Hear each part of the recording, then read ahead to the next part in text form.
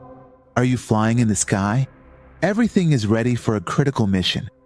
But suddenly, your plane faces a strange and unexpected problem. Your flight turns into a nightmare, and everything quickly spirals out of control. This story isn't fictional. Do you know how many % of fighter jets in history have had exactly this story? You might not believe it, but up to 30% of the most popular models of their time ended up causing more trouble and failure than being heroes. Now, we're going to take a look at 5 aircraft that, whether because of strange designs, technical flaws, or even strategic mistakes, became some of the biggest failures in military aviation history instead of heroes. This story is full of exciting moments, surprises, and even the pilot's dark humor, reminding us that no matter how much technology advances, there's always a point where everything can go disastrously wrong. Today, we're going to uncover these strange and mysterious secrets. Why did these fighter jets fail in their own time? What problems did they have? And what lessons can we learn from these failures?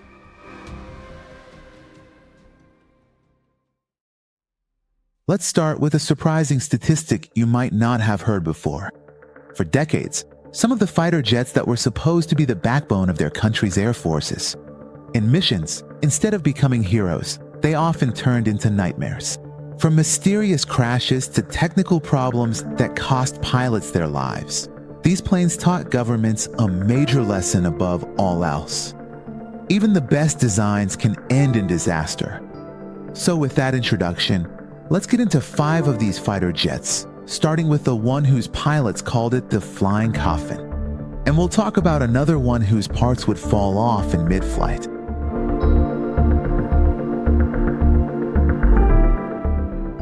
Number 1 on our list, the Brewster F-2A Buffalo.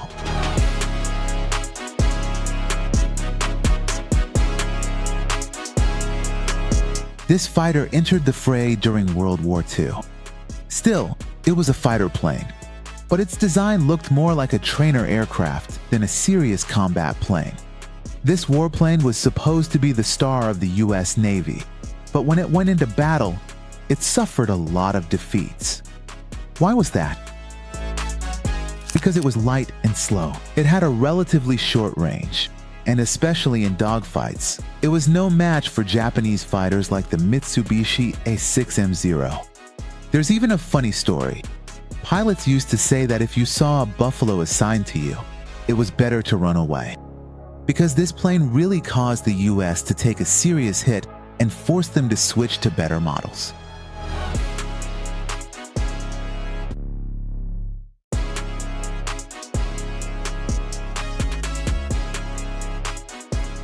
Now, let's move on to number 2 on our list.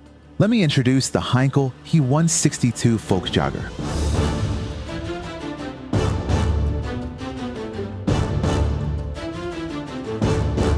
This was one of the strangest and fastest Nazi fighters in World War II. The name of this fighter was Volksjager, which in German means people's hunter. It was designed so that it could be produced within just a few weeks. However, the problem was that its quality was very low. This small and fast fighter had a lot of issues during flight because of its light weight and the jet engine mounted on the side of the fuselage. Pilots said it felt like sitting in a rocket with no control over it. This airplane was more of a strange experiment than an actual fighter. And of course, it was quickly retired from the battlefield.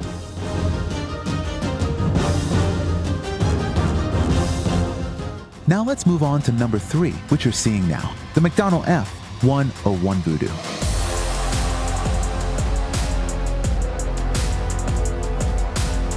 An American fighter that made quite a splash during the Cold War, but it still had its own unique problems.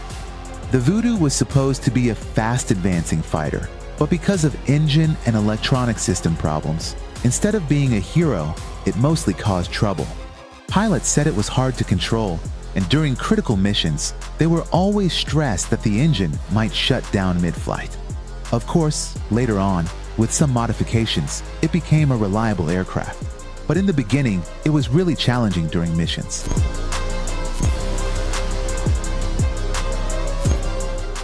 We're going to a Hackle, a solid 48 for 4 runs. This Russian fighter jet was mostly known as the first attack jet with vertical landing capability, but in reality, it was a major failure. Even though the Yak-38 could supposedly take off from Soviet aircraft carriers, it had low engine power, short range, and a lot of technical problems. Pilots used to say that flying it felt like riding a truck full of explosives. Some even claimed, in their own words, that when they wanted to land, they had to control different engines, and sometimes the jet would unexpectedly lose control right in the middle of landing. In other words, a Hawker Siddeley Harrier with a complicated dual-engine system, one main engine and separate vertical landing engines that were hard to coordinate, made it difficult for pilots to maintain control. As a result, this aircraft wasn't very successful in real missions, and these numerous technical problems led to many crashes and heavy losses. So, it was quickly retired.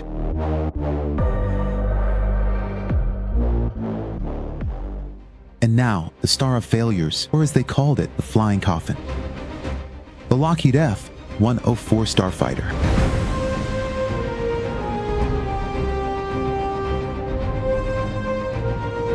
This fast and slender fighter was, according to the Americans, an engineering masterpiece, but in practice, it became a nightmare for pilots. First of all, its ejection seat fired downward, so ejecting at low altitude basically meant certain death. Secondly, the General Electric J-79 engine on this fighter had a lot of problems, and pilots only had a few seconds to fire the M61 Vulcan cannon. The crash rate of this fighter was so high that it earned nicknames like the Flying Coffin and Widowmaker. But still, many countries used it, because its speed and flight altitude were truly impressive. Now imagine, in a real war, a pilot flying the F-104 has to face an enemy in an aerial dogfight at speeds over Mach 2, an enemy known for its speed and maneuverability. The pilot has to fire with such speed and precision that even a 1-second delay could be fatal. In fact, at this point, there's absolutely no room for error. So, a pilot sitting in this fighter jet not only needs excellent flying skills, but also has to cope with fear, stress, and the mortality statistics of previous pilots. It's interesting to know that most of these fighter jets were revolutionary in their time. High speeds, cutting-edge new technologies, groundbreaking innovative ideas, but at the same time rushed engineering, low-quality parts, and overly unique designs made pilots like passengers in a dangerous race car, putting their lives at risk.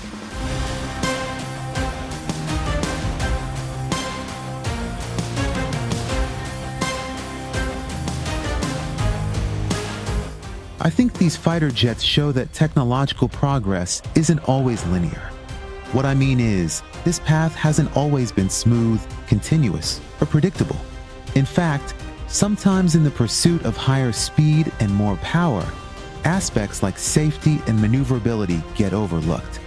So maybe, if just a little more time and care had been taken, the fate of the pilots and the planes could have been very different.